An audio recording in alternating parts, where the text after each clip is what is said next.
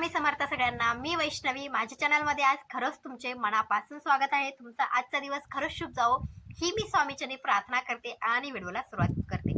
2024 हे वर्ष संपत आलेलं आहे आणि आपलं नवीन वर्ष सुरू होणार आहे। नवीन वर्ष सुरू होणार आहे त्याच्या आधी आपल्या सगळ्यांना माहिती की 2024 हे जे वर्ष आहे, काही दुःखित गोष्टी असतील किंवा काही चांगल्या गोष्टी असतील, ह्या गोष्टी आपल्या 2024 या वर्षामध्ये झाल्या आहेत। त्याचबरोबर आपल्यासोबत आपले स्वामी आहेत, त्यांच्यामुळे काही मार्ग आपल्या आयुष्यामध्ये निघालेला आहे, त्याच्यामुळे आपण आतापर्यंत स्वामी सेवा करत आले आहोत। त्याच पद्धतीने आपल्याला 2025 मध्ये सुद्धा स्वामी सेवा करायची आहे, म्हणजे सुरुवात आपल्याला स्वामी सेवेने करायची आहे।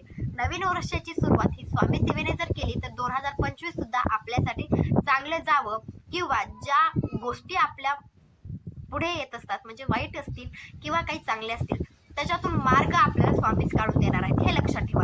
जर वाईट गोष्टी आल्या किंवा काही दुःखित गोष्ट असेल तर त्याच्यामध्ये जर आपण स्वामींचं नामस्मरण केलं तर त्या गोष्टीतून बाहेर काढण्यासाठी आपले स्वामी आहेत। आपली श्रद्धा त्यांच्यावर असणं गरजेचं आहे, त्यांच्यावर आपला विश्वास असणं गरजेचं आहे। त्यामुळे 2025 जी नवीन वर्ष आहे त्याची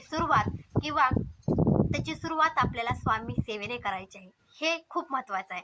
तर स्वामी सेवा म्हणजे काय आपल्या सगळ्यांनाच माहिती आहे। आपण स्वामी केंद्रामध्ये जात असतो किंवा एखाद्यांच्या तोंडातून किंवा आपल्याला ही गोष्ट कळते की स्वामी चरित्र सारामृत हा ग्रंथ वाचला पाहिजे, कारण की आपण केंद्रामध्ये गेल्यानंतर ताई असतील, खूप दादा असतील, ते आपल्याला सांगत असतात की स्वामी सेवा जर करायची असेल तर तुम्हाला स्वामी चरित्र सारामृत हा ग्रंथ वाचणं खूप गरजेचं आहे।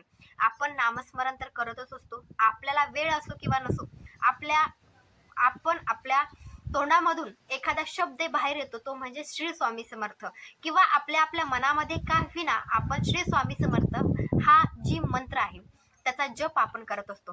पण ही जी नवीन वर्ष आहे त्याची सुरुवात आपल्याला स्वामी चरित्र सारामृताने करायची आहे। आपण खूप ठिकाणी बघत असतो 31 डिसेंबरच्या दिवशी संध्याकाळच्या वेळी 12 वाजले की खूप ठिकाणी फटाके वाजवले जातात, त्याचबरोबर केक कट केला जातो, किंवा काहीतरी पार्टी असेल, खाणं असेल, पिणं असेल, ह्या गोष्टी खूप ठिकाणी केल्या जातात। तर आपण जर स्वामी भक्त आहोत किंवा आपण खरंच स्वामींची सेवा करत असाल किंवा तुम्हाला स्वामींमुळे अनुभव जर आला असेल तर तुम्हाला स्वामी चरित्र सारामृताने आपल्या नवीन वर्षाची सुरुवात करायची आहे। तुम्ही दिवसभरामध्ये, म्हणजे तुम्ही 31 डिसेंबरच्या दिवशी दिवसभरामध्ये थोडे थोडे अध्याय घ्या। आपल्या सगळ्यांना माहिती की 21 अध्याय आहेत, तर तुम्हाला एका बैठकीमध्ये तुम्हाला ते पूर्ण होत नसतील तर तुम्ही थोडे म्हणजे 3-3 अध्याय घ्या। तुम्हाला वाटलं आत्ता 3 अध्याय घेतले पाहिजे, नंतर दुपारच्या वेळी 3 अध्याय घ्या, संध्याकाळच्या वेळी 3 अध्याय घ्या। अशा पद्धतीने जेवढे अध्याय तुम्हाला वाचणं होतील त्या पद्धतीने तुम्हाला एक म्हणजे 21 अध्याय, एक पाठ पूर्ण करायचा आहे, एक पारायण त्या दिवशी करायचं आहे, हे खूप महत्त्वाचं आहे। त्याचबरोबर तुम्हाला ही सेवा जर करणं होत नसेल, तुम्हाला जप जर करणं होत असेल तर तुम्ही चलत फिरत स्वामींचा जप करू शकता। म्हणजे तुम्ही काही काम करत असाल तर तुम्ही स्वामींचा जप करा, नवीन वर्ष आपलं चांगलं जावं यासाठी तुम्हाला खूप सेवा करायच्यात। किंवा तुम्ही तारक मंत्र 11 वेळा म्हणू शकतात, किंवा तुम्ही 11 माळी जप केला तरी चालेल। त्या दिवशी तुम्ही स्वामी केंद्रामध्ये जाऊ शकतात, त्या ठिकाणी आरतीच्या वेळी जर त्या ठिकाणी स्वामी केंद्रात गेला तर खूप चांगली गोष्ट आहे। त्या ठिकाणी जायचं आहे, स्वामींपुढे बसायचं आहे, स्वामींना मुजरा करायचा आहे, स्वामींना सांगायचं आहे की ही जी वर्ष होतं 2024 जी वर्ष होतं हे तुम्ही आमची साथ दिल्यामुळे खूप चांगलं गेलं आहे। काही गोष्टी वाईट होत्या त्याच्यातून तुम्ही मार्ग पण काढलेला आहे, तसंच आमचं 2025 यापेक्षा चांगलं जाऊ द्या, काही वाईट गोष्टी येऊ देऊ नका आमच्या मार्गामध्ये, असं म्हणून स्वामींना मुजरा करायचा आहे, त्यांना वंदन करायचं आहे। ही गोष्ट तुम्ही करू शकता। पण एक लक्षात ठेवा, आपलं वर्ष जी आहे 2025 जी आहे त्याच्यामध्ये आपल्याला जास्तीत जास्त स्वामींची सेवा करायची आहे। नवीन वर्षाची सुरुवात जर आपण स्वामी सेवेने केली तर आपलं वर्ष खरंच चांगलं जाणार आहे। खूप जणांना अनुभव आलेले आहेत आणि ज्यांना अनुभव आलेला नाही त्यांनी स्वामी सेवा सोडायची नाहीये, जशी जमेल तशी स्वामींची सेवा करायची आहे। एक लक्षात ठेवा, 2024 मध्ये माझ्या बाबतीत सुद्धा मला सेवा खूप कमी करण्यात आली, कारण की काही अडचणी असतात, काही अशा अडचणी असतात की ज्या अडचणीला आपल्याला म्हणजे त्या अडचणीमध्ये आपल्याला सेवा करता येत नाही। खूप जणांचं आहे, माझंच म्हणून नाही, खूप जणांच्या आयुष्यामध्ये आहे, पण माझा विश्वास स्वामींवर आहे, त्यामुळे त्या अडचणी सुद्धा कमी होत आहेत। तसंच मी तुम्हालाही सांगत आहे, ज्या अडचणी आहेत त्या अडचणीतून बाहेर जर निघायचं असेल तर स्वामींची सेवा ही करावीच लागते। आणि जर तुम्हाला स्वामींवर विश्वास नसेल, कोणत्या देवावर विश्वास असेल, आता सगळे देव तर एकच आहेत, पण जर तुम्हाला भगवान शंकरांमुळे जर खूप गोष्टींचा अनुभव आला असेल तर तुम्ही भगवान शंकरांची सेवा करा. तुम्हाला ज्या देवाची सेवा करणं होईल त्या देवाची सेवा वर्षभरामध्ये करायची आहे. देव तर एकच आहे, पण ज्याच्यावर विश्वास आहे त्या देवाची सेवा तुम्ही करा.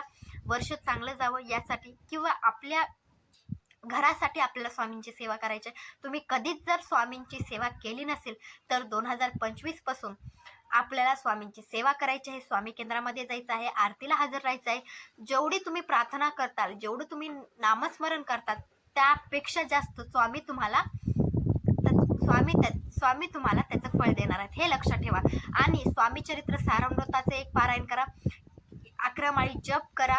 जमलं तर तुम्हाला वाचता येत नसेल तर तुम्ही फक्त स्वामींचा जप म्हणजे तुमच्या मनातल्या मनात तुम्हाला श्री स्वामी समर्थ असं म्हणत तुम्हाला सेवा करायची आहे. किंवा तुम्ही तारक मंत्र सुद्धा म्हणू शकता. तारक मंत्र सुद्धा खूप ज्या गोष्टी आहेत त्याच्यातून मार्ग काढणारा तारक मंत्र आहे, तर तारक मंत्र म्हणला तरी चालेल. तुम्हाला कोणतीही सेवा करायची असेल ती सेवा तुम्ही नक्की करा. घरातल्या सगळ्यांनी स्वामी चरित्र वाचलं तरी चालेल, किंवा नवीन वर्षामध्ये आपल्याला फक्त 3 अध्याय स्वामी चरित्राचे वाचायचे. रोजच्या रोज 3 अध्याय म्हणजेच नित्य सेवा करायला सुरुवात करायची आहे. 3 अध्याय वाचायचे, 1 माळ जप करा, 11 माळी जप करा. जेवढं होईल तेवढं. तुम्ही कामामध्ये बिझी असाल तरी सुद्धा, आपण जर ऑफिसमध्ये जात असाल तर स्वामींना मुजरा करून घराच्या बाहेर पडायचं आहे. अशा गोष्टी आपल्याला करायच्या आहेत. आणि सेवा सुद्धा आपल्याला जशी जमेल तशी स्वामींची करायची आहे. स्वामींना असं नाहीये की तुम्ही फक्त स्वामींसमोरच बसा, दिवस रात्र सेवा करा, आपल्याला सगळ्या गोष्टी स्वामी देतील असं नाही. आपल्याला काम पण करावं लागतं. फक्त आपल्या पाठीमागं त्यांचा आशीर्वाद असणं गरजेचं आहे. ती जर आपल्या पाठीमागे असतील तर काहीतरी मार्ग आपल्या आयुष्यामध्ये निघत असतो आणि आपलं चांगलं व्हायला सुरुवात होत असते. आणि जर तुम्ही पहिल्यांदा स्वामींची सेवा जर करत असाल, किंवा पहिल्यांदा म्हणजे तुम्ही कधीच स्वामींची सेवा आत्तापर्यंत केली नसेल आणि तुम्हाला 2025 म्हणजे नवीन वर्षाची स्वामींची सेवा करायला जर सुरुवात करायची असेल, काही अडचणी सुद्धा येतात. एक लक्षात ठेवा, स्वामींची सेवा करायला काही अडचणी आल्या तरी सुद्धा तुम्हाला पाठीमागं सरकायचं नाहीये. तरीही तुम्हाला त्या अडचणीतून स्वामींची सेवा करायची आहे, ज्यामुळे आपले स्वामी आपल्या सोबत कायम पाठीशी राहावी यासाठी. आणि स्वामी आपली परीक्षा सुद्धा घेऊ शकतात, स्वामींची सेवा आपण पहिल्यांदा करायला म्हणून. हे लक्षात ठेवून स्वामींची सेवा नक्की करायची आहे. माझा हा व्हिडिओ आवडला असेल लाईक, शेअर आणि जास्तीत जास्त स्वामी भक्तांपर्यंत पोहोचवण्याचा प्रयत्न करा. भेटूया नंतरच्या व्हिडिओमध्ये. श्री स्वामी समर्थ.